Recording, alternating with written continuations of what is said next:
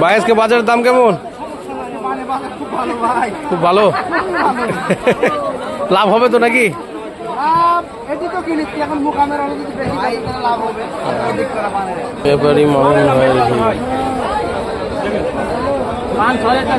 ব্যাপারী সাহেব আজকে পানের বাজারে কি অবস্থা? পানের বাজার একটু বেশি ভাইয়া।